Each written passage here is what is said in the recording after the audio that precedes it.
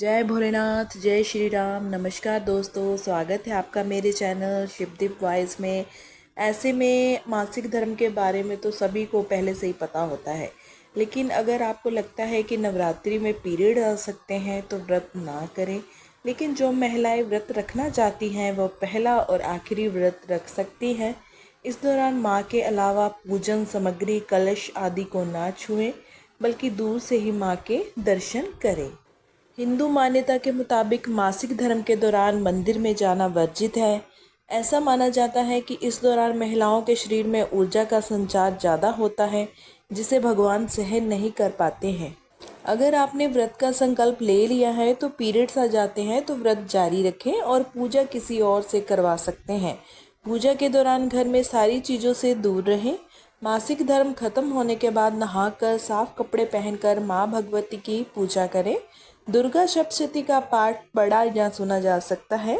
अगर आप शादीशुदा हैं तो अपने पति से पूजा करवा सकते हैं।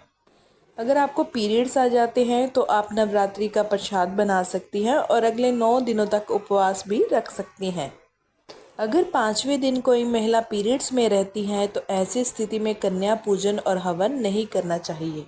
पीरियड्स में दशा माता की पूजा कैसी करनी चाहिए? दशा माता की पूजा पीपल के पेड़ या छांव में किया जा सकता है और पीपल के आसपास धागा बांधा जा सकता है और फिर कथा सुनी जाती है।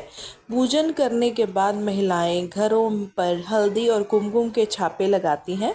व्रत करने वाली महिलाएं एक ही समय भोजन करती हैं, लेकिन उस भोजन में नमक का प्रयोग नहीं किया। 5वें दिन आप मंदिर में प्रवेश कर सकते हैं।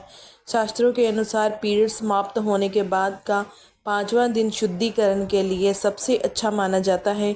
इसीलिए ही इसी दिन पूजा करने और मंदिर जाने की सलाह दी जाती है।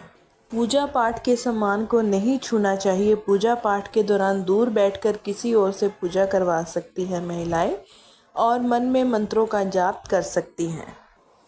अगर आप कुंवारी हैं तो अगर आपको पीरियड्स आ जाते हैं तो नवरात्रि में आधे व्रत में पीरियड आ जाए तो आप व्रत को तोड़ सकती हैं। पहला और आखिरी दिन का व्रत रखें। अगर कुंवारी लड़की व्रत को तोड़ना नहीं चाहती है तो पहला और आखिरी दिन का व्रत रख सकती है।